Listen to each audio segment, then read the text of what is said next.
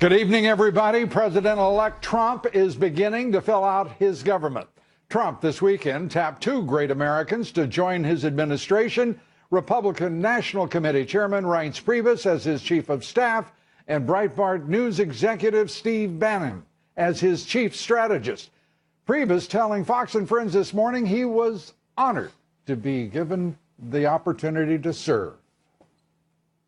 It's really running the operation so that the right people are getting in front of the president, giving the president the right advice at the right time, and then privately advising the president more than publicly. And so it's really an operations role, and it's an advisory role, and it's something that I'm honored that he asked me to do.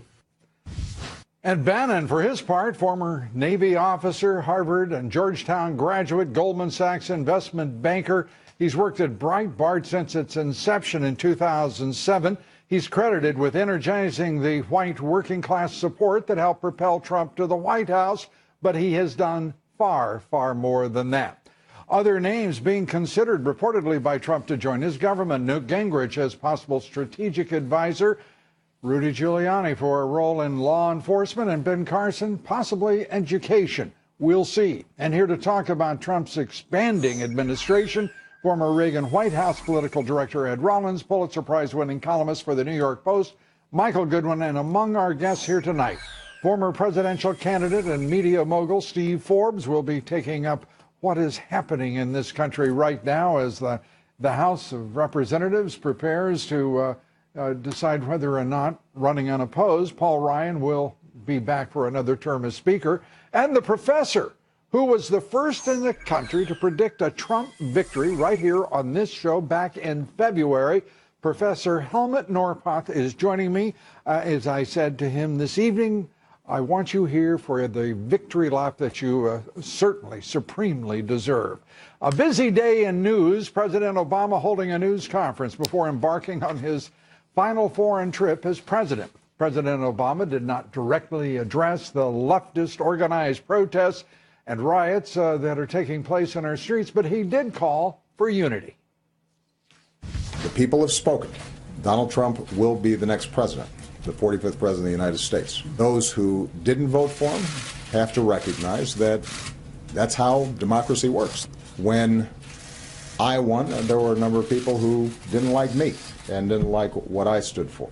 I think that whenever you get an incoming president of the other side, particularly in a bitter election like this, it takes a while for people to reconcile themselves with that new reality.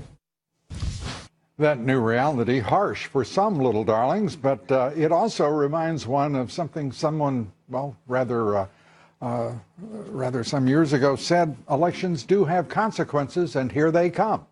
It's all a far cry from the condemnation of the street demonstrations, protests, and violence that the president-elect's team had asked of Democratic leaders, including the president, to announce.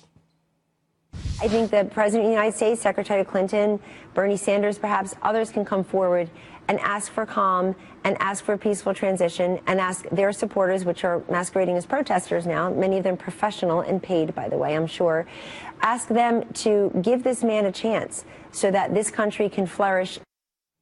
Flourish, that's what it's all about. And our top story tonight, the Associated Press tonight has declared Hillary Clinton to be the winner of New Hampshire's electoral votes just 6 days after the election.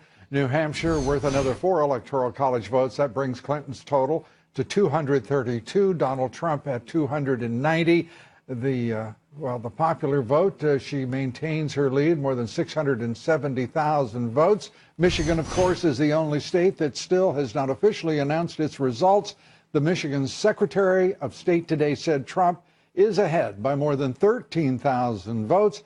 But the state's 83 counties have until November 22nd to certify their election results as they canvass the counties. As for the president-elect himself, he's feeling quite generous, with Hillary Clinton backing away from plans to appoint a special prosecutor to investigate her use of a private email server. Trump on 60 Minutes saying he hasn't yet made up his mind, but is more focused on important policy issues. She did some bad things. I mean, she did some bad things. A special prosecutor? They're good people. I don't want to hurt them. Donald Trump magnanimous in the wake of a devastating defeat for Secretary Clinton and Democrats all across the country. The Republicans hold nearly unprecedented control, not only in Washington, D.C., but also in state capitals all across the country.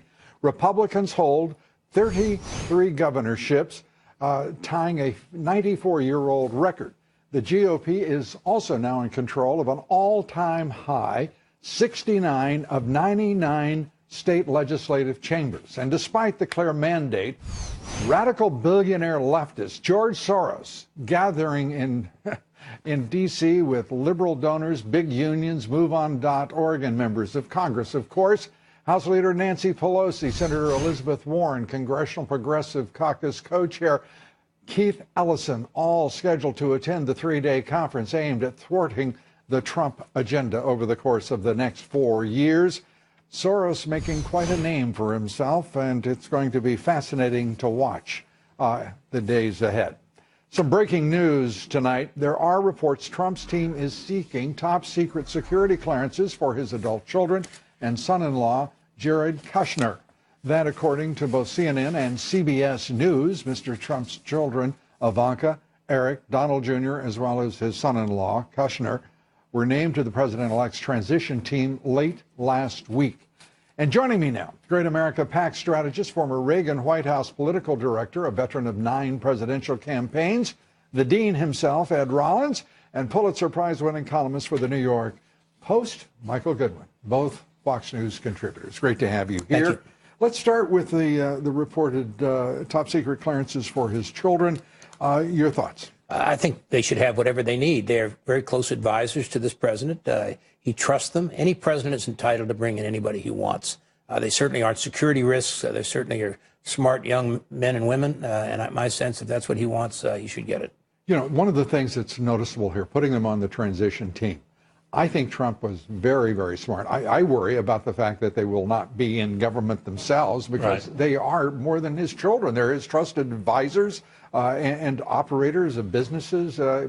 What do you think? Well, it's been a while since the White House was a family business, but that seems to be what's shaping up here. And as you say, this is who he's comfortable with. And I think that is an important thing, particularly in the beginning, for a president to surround himself who makes him feel comfortable, whose advice he trusts, and whom he can be candid with on both directions. So I think whatever makes him feel comfortable is a way to begin. Well, what makes him feel comfortable is Steve Bannon as his chief strategist, senior counselor to the president, and Reince Priebus as the chief of staff. What do you think of the appointments? I think they're great appointments. I think Priebus is a very talented guy who understands the town well. He's not a part of the town. He was an outsider who came to the town and basically was the chairman of the party. His reputation is being part of the Wisconsin Mafia, with Scott Walker, with Paul Ryan. Remember, Wisconsin went for the first time since 1984 in the campaign I ran, and he played a critical role. Bannon basically came in and made that campaign function. Not in 84 this time. No, since 84. Since 84. Bannon, one of the few people that remember that. Bannon, we're talking to people that matters. Bannon came in and made this campaign work. I mean, Kellyanne was a dear friend of mine. It was the face of the campaign and a great strategist, but he made it work. And again, a president gets to have around him the people he trusts. I think the combination is perfect. Having been in White House. What do you think of the attacks on Bannon? Because I know Bannon. He is smart. Right. He is a principled conservative, and he is a dynamo, intellectually and physically. Look, I don't know Bannon, but I can just tell Lou from the way the press is handling this. This is very much like this is going after Trump. This is going after the election. To hell with him. But as though the election didn't happen. Yeah. Let's keep going after him. To hell with them. Well, look, I think we saw it today in the press conference, too. The question they did not ask President Obama was, Mr. President, you've just told us everything is great in the country. The candidate who was going to give you a third term just got shellacked. What happened? That question was never put to the president today. Well, he kept trying to answer it, and he answered it in part by reliving his days, his glory days in Iowa, running against Hillary Clinton. And John Edwards. Yeah, well, Well, I think that at this point, that's John Lewis. He better get to his White House talking points quick, because about the 30th of January, most of his accomplishments will have been eliminated by executive order and by the congressional activity. And what is your sense on the way he is going to people his cabinet going forward? You know, I think listen, these guys are going to make smart choices. And I think at the end of the day, again, it's a comfort zone. I think Donald Trump is a CEO type guy, and I think he's going to have a close operating team around him, including his children. And I think to a certain extent, the cabinet basically will do what he basically directs them to do. Yeah, I know. When you say CEO, I want to throw a qualifier in here. That creates in the minds of many the name George W. Bush, who was never a CEO in the true sense of the word. Right. We're talking about the only person to run this government who has been a CEO of a major corporation. We've had CEOs in defense. We've actually had that twice with both Cheney and Rumsfeld. Most recently, it goes back to General Motors as well in the 50s. But as I've said repeatedly on the show, I'll quickly get off. The president has to be a decision maker. This president makes decisions this president. Why am I not worried about that? Why am I not worried? But that's what he does. That's the job of the president. This guy has made decisions every single day in the toughest environments of all. So I have great confidence he'll make the right decisions. Paul Ryan, unopposed in elections tomorrow in the conference and in the House for the speakership. What does this say about the conference and the vibrancy of the House itself with 53 new members? I think the relationship between Ryan and the new president is going to be one of the more interesting parlor games in Washington, because I think that Priebus is there, I think, primarily to be the buffer between them and to make sure that they're on the same page. I think it could blow up, or it could be a dream team. It will have to be seen. Let me ask this one question as we wrap up here, real quickly. Based on past performance, what do you think the likelihood, the past performance of Paul Ryan in his treatment of Donald Trump? Well, it hasn't been good to date, but I think it will be from here on out. I think at the end of the day... I got a future projection out of a question about past performance. Past performance is no guarantee of future results. There you go. You got it. You liked your answer better than my answer. I think in this case you're likely to see quite a... How did you style it? It's going to be one of the more interesting. As I have always said, if you're going to bet, always bet on the president. Don't bet on the speaker. Yeah. Well, we're all full. I think we're all in on that bet. We're coming right back. Much more. Please stay with us. Critics are calling for a boycott of PepsiCo now that its CEO is basically working as a political operative of the Democratic Party. Indra Nooyi threw her support behind Hillary Clinton. But after Trump's win last week, she claimed her employees wanted assurance of their safety. Indra Nooyi, exercising, it appears, considerable hyperbole. She's not the only CEO, her stock today, by the way, down 2%. She's not the only CEO in some trouble for mixing politics and business. Grubhub CEO Matt Maloney had to backtrack after he suggested his employees who backed Donald Trump should resign. His stock down since he made the remarks, down 4%. And the security firm Packet Sled put its CEO, Matt Harrigan, on administrative leave after he threatened to take out President-elect Trump with a sniper rifle. Harrigan posted on Facebook, quote, "I'm going to kill the president-elect and bring it Secret Service," end quote. He went on, "Nope, getting a sniper rifle and perching myself where it counts, find a bedroom in the White House, expletive, I'll find you. And for this, it's administrative leave. Are you kidding me?" Unbelievable, unconscionable. Joining me now, former presidential candidate, Forbes media chairman and editor-in-chief, Steve Forbes. Steve, these CEOs acting like this, speaking thusly, this guy, Harrigan, is out of his mind, obviously. Yeah. But to be on administrative leave, are you kidding? When would a board not fire a CEO? He needs counseling, Lou. Yes, well, I'm sure he does, but he also needs to find a job. If I were sitting on that board, wouldn't you insist? Well, with the Trump economy, he'll be able to find a new one. Well, okay, let's pretend that was a serious question, because I am serious about it, because I find it absolutely unconscionable that corporate America is talking and sounding like that. No, what this guy did in terms of calling for the assassination of a president is unconscionable, and the Secret Service should be on him. He should be fired. That thing is absolutely outrageous. Now, what about Nooyi and her remarks that are just, I mean, come on. Are you kidding? She's talking to the New York Times. I get it. It's all the same playground. But this is just irresponsible on her part and her board to tolerate it. Well, I think the norm after an election, as you know, is to say we got to unite. Trump's speech when he won the election on Tuesday night set the tone. Again on Thursday when he met with the president. The campaign is over. We got to close ranks. We're going to try to be president of all the people. What you want a candidate who's won the election to say, he did all of that. So give the guy the benefit of the doubt. To the point. Why would the board tolerate that kind of conduct on the part of its CEO? Probably because they agree with her. No, I think that's probably right. And what should be the response of the public? They're calling for boycotts. Here we go. Well, Coke tastes, is that things go better with Coke? Is that You've got all of those. You've got all those mottos. Are you a Coke or a Pepsi guy? I have to confess, Coca-Cola.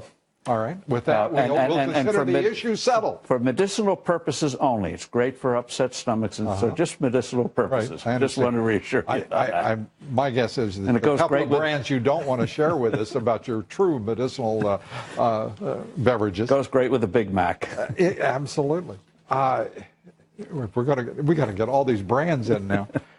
Let's turn to basically the idea that Ryan is running unopposed tomorrow for Speaker. After betraying the nominee, doing so numerous times. And the national liberal media just has sort of created a cone of silence around it to watch. You could almost hear them, just licking their chops to watch this unfold. Well, I think if President-elect Trump wanted to go after Ryan, he certainly would have indicated that on Tuesday or Wednesday. Oh, that's not the issue. The issue is the conference. I mean, it's sitting there like a bunch of poodles, No. I think in terms of getting Trump's agenda, starting with the tax bill and the repeal of Obamacare, I think they all know that if they don't get big things done in the first 100 days, all of them are going to pay a price. So keep the unity, get the big stuff done, because if they don't, both are going to suffer. Steve Forbes, great to have you with us. Good to be with you. I'm going to be, was that Burger King you were going at? No, it was Big Mac. Burger King's good too. The cheese Whopper is great. Wendy's? Wendy's, yes, they've got great. Their chicken sandwich is superb. I've known Steve Forbes a long, long time, and I have never seen him in such a fast food mood as tonight. Well, thanks for being with us. Just to show where my heart is. Wait a minute, he's not through, folks. Home of the Whopper. But he's not. Dunkin' Donuts. He's not McDonald's. Steve Forbes, great to have you with us. Thanks so much. Thank you. Be sure to vote on our poll tonight. The question is, do you believe the never-Trumpers in Congress should be embarrassed by their opportunistic embrace of the president-elect? Cast your vote on Twitter at Lou Dobbs. Follow me on Twitter at Lou Dobbs. Like me on Facebook. Follow me on Instagram at Lou Dobbs tonight. On Wall Street, another record-breaking day for stocks. The Dow up only 21 points, but a new all-time high. The S&P off a fraction. The Nasdaq down 19. Volume still heavy trading. 5.3 billion shares. This Trump rally goes on. A reminder to listen to my reports 3 times a day, coast to coast on the Salem Radio Network. Up next, what a difference a week makes. This was Speaker Ryan on election eve. It is no one person's party. Donald Trump won the primary fair and square. As a party leader, as the highest elected official in the party, I have always felt a duty to the process, to democracy, to the primary voter that must be respected. And he won the thing fair and square. But no one person controls this party. This is a bottom-up organic grassroots party based upon conservative principles. I'm going to keep my hand over my heart as the sound fades there. Now the Speaker urging his colleagues to join forces with the man he opposed at every turn. And he is the subject of my commentary here next. Much more straight ahead. Stay with us, please. Now a few thoughts on a curious direction taken in our national swamp. You know, the one the president-elect promised to drain, and a dangerous, dangerous course it seems to be. All is now set to hold House leadership elections tomorrow. Speaker Paul Ryan running unopposed for re-election. This is the same Ryan who was working more closely with President Obama than his own conference, who, dare I mention this, who betrayed his party's nominee for president. Ryan, after all, was on a losing, not winning Republican ticket just 4 years ago. And he was crushed in a debate that year by none other than Joe Biden. This is the same overfull Hamlet who took a month to endorse Trump after he became the presumptive nominee, who said he had a, quote, obligation to call out Trump. He slammed Trump, attacked his immigration proposals. Ryan criticized and deferred and never once advocated for Trump. It was 1 week ago, last Monday, that he said to a radio talk show host, quote, no one person controls this party, when he should have been speaking for the top of the ticket. And I think it's clear Ryan believed Trump would lose the election. Ryan kept waving his silly Better Way agenda pamphlet around. Not the Trump proposals, not the party's platform. Ryan reminds me of the story Trump told throughout his campaign. He quoted the poem about a woman taking in an ailing snake. Now she stroked his pretty skin and then she kissed him, held him tight. But instead of saying thank you, that snake gave her a vicious bite. Oh, shut up, silly woman, said the reptile with a grin. You knew damn well I was a snake. You knew everything about me before you took me in. And indeed we do. Ryan has made clear to all, to his fellow Republicans, to the nation, what he is, what he's capable of, and who he is, and there's no cure for that. I sure do hope I'm wrong about all this. I just don't have any evidence whatsoever that I am. The rest of it is up to Ryan. We'll see. Our quotation of the evening, this one from Malcolm X, who said, quote, to me, the thing that is worse than death is betrayal. You see, I could conceive death, but I could not conceive betrayal. There is a reason, after all, we call Washington a swamp. We're coming right back. Well, speaking of communists, China issuing a warning to the president-elect. President Xi Jinping declaring in a phone call to Mr. Trump that cooperation is the only choice for relations between the world's two largest economies. Mr. Trump said there was, quote, a clear sense of mutual respect between the two men. Alibaba's Jack Ma, however, was somewhat less symbolic in his expressions and less cordial to the president-elect. Ma last week warned that if Trump failed to work with China, disaster would follow, end quote. Mr. Trump also talked with Russian President Vladimir Putin today. Trump's office said the president-elect told Putin during the phone call that he's very much looking forward to having a strong and enduring relationship with Russia. Joining me now, former Pentagon official, member of Trump's National Security Advisory Committee, Fox News contributor, KT McFarland, chief economist for Moody's Capital Markets, John Lonsky. Great to have you both with us. These somewhat veiled warnings Not so veiled. from Xi Jinping, at least. Jinping, yeah. Jack Ma representing Alibaba, he is a representative of the PRC, an ambassador, if you will, to the markets and to business. I mean, this is not bright of the Chinese, and they're normally very bright. The Iranians did the same thing. The Iranian foreign minister did something very similar today, basically saying, you know, you've got to understand, Mr. Trump, that this is the world. You're going to have to deal with us the way we've been dealt with before.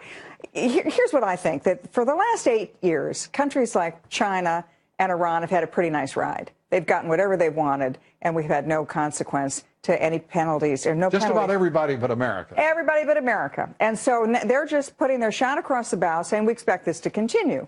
The interesting thing, that was the second thing you talked about, which is the Russian president's phone call. The Russians made no threats. They didn't have the shot across the bow. They talked about working well. So it's this interesting contrast between the two.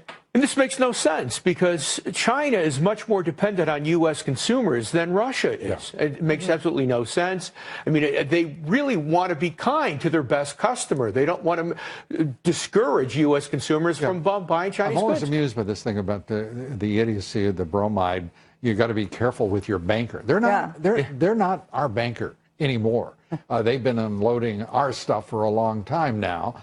And the fact is, we have an immense investment in China that we can sacrifice and replace rather quickly. I know Apple doesn't like to hear this, but rather quickly. Yeah, and they hold, let's say, less than 10% of all traded Treasury debt outstanding. It's not what it used to be. It's been sliding all that while. Up until recently, Treasury bond yields had been falling. Well, and the real issue is in national security.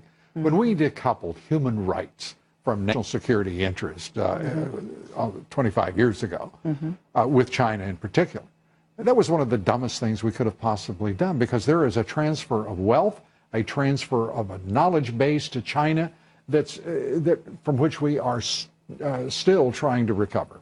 Except that if the Donald Trump economic plan, when he talks about a pro-growth economy, pro-jobs economy, corporate tax cuts, bringing them trillions back to reinvest in the United States, the new industries that we have on the drawing boards that are just about to be produced. If the United States has an economic boom, which people like you have predicted with a Trump... There are no people like me, Kate. Well, there are no people like you, absolutely, because you were the first one that everybody else copies, Lou. But if Trump's economic plan succeeds, as you and others, you predicted first, then not only that, the United States is not only in the position of being the most powerful, but the most economically powerful and dominant country again. And to follow up on what KT's saying, and thank you for the kind words, but to follow up on the issue here, we're talking about an economy that is struggling with 2% less growth.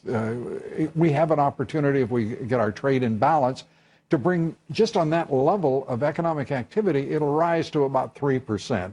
If we balance our trade accounts and capital accounts, right? Well, more than in all likelihood. And of course, one of the reasons why you have a trade deficit is because perhaps you're not as competitive as you should be with the rest of the world. And it's also because perhaps we're not strictly enforcing these trade deals as written. Hell, we can't even read them. I mean, they're coming in these 5,000-page packages. We've got Barack Obama, who never took an economics class, walking around saying his deal is a good deal. It's a disastrous deal. It's the Affordable Care Act all over the place. Nobody could really understand it initially. That's something we're going to miss under a Trump administration, I think. And that is, you know, the bills that people have to pass in order to know what's in them. There is beauty in simplicity. There is. You know, and you know what? Donald Trump has been emphatically straightforward and succinct in his proposals, his statements. And I'm listening to Barack Obama today, to just wander a little off course here, folks. I'm thinking, how does the man keep talking? He is so dour. He's so... Can we accelerate Donald Trump into the White House? Why do you think Donald Trump just won the most extraordinary landslide victory in American history? He is now going to be the first president since George Washington to walk in, and he owes nobody. He doesn't know the donor class, doesn't know anybody. And he's the smartest son of a gun in a long time. Yep. John Lonsky, how's the economy? We're going to see the Trump rally continue? Well, you know, this is destroying my forecast that I had before the election. I saw 2% growth, and I was out there protesting. You've got to watch the political I had a red flag. I was upset that Trump won, and I look like a fool now. I want to get my job. I'm looking at 3 to 4% growth. What happened to my 2% growth? What happened to my 1.5% 10-year Treasury yield? That's what we call a high-class problem. And Lonsky does not watch enough of the political savants and gurus in this broadcast to know you don't have to be right to continue to make a forecast.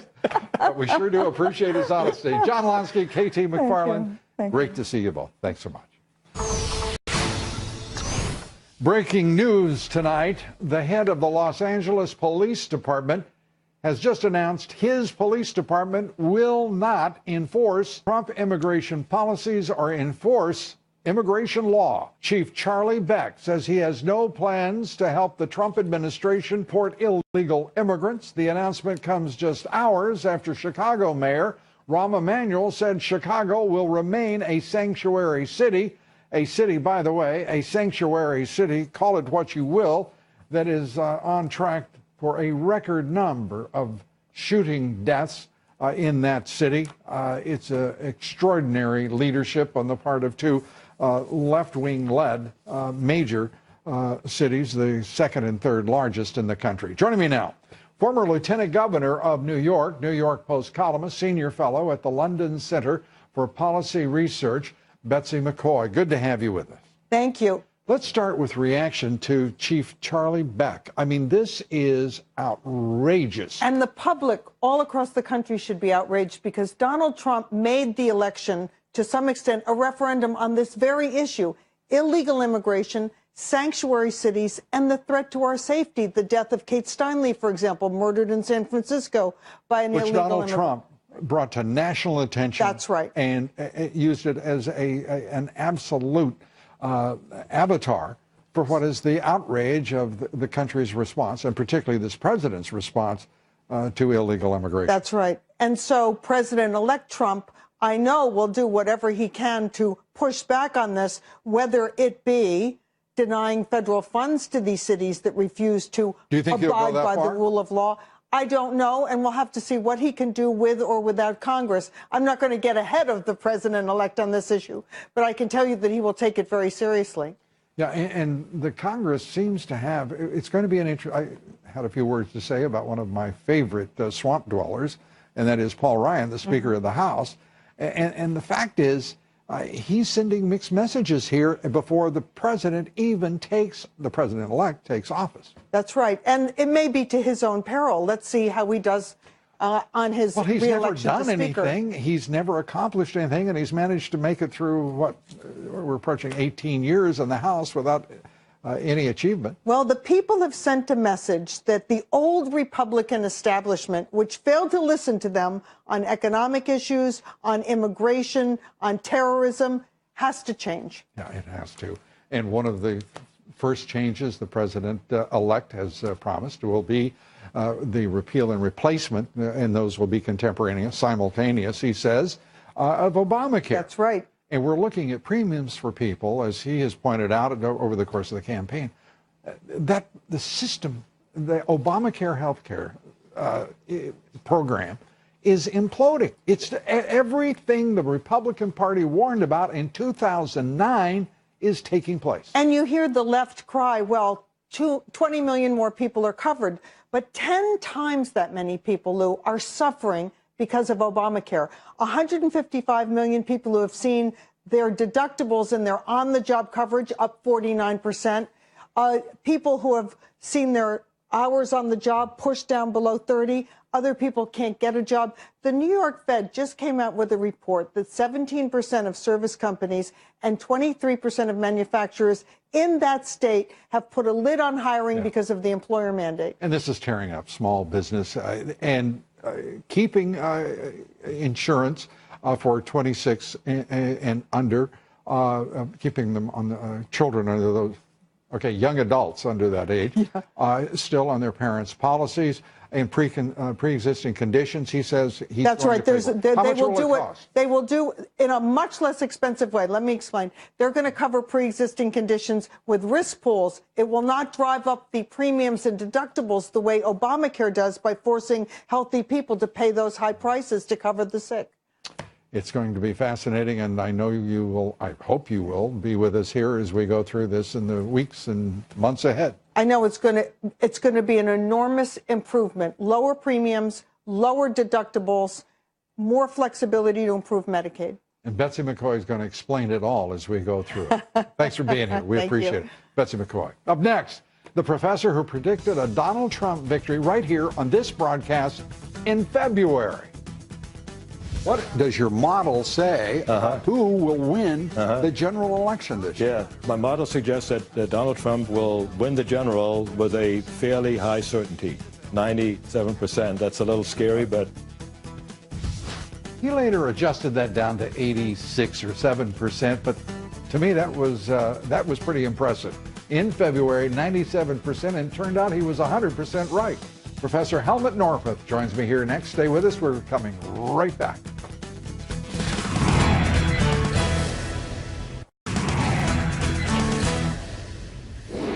In our online poll, we ask you, should the Justice Department immediately investigate George Soros and his links to nonprofits and their role in inciting riots and demonstrations that may have caused property damage and personal injury? 94% of you responded yes. Well, there you are. And my next guest, guess what? He was the first to predict and to be correct about Donald Trump's election right here on this broadcast back in February. I'm joined now by Helmut Norpoth, political science professor at Stony Brook University in New York. It's great to see you. And all these months later, a lot of people thought you were a little bit out there on the edge there with that prediction. And 97%, wow. Well, at the very least, I mean, I thought I was an idiot or ludicrous or something like that or worse. No, it feels good. It feels good to be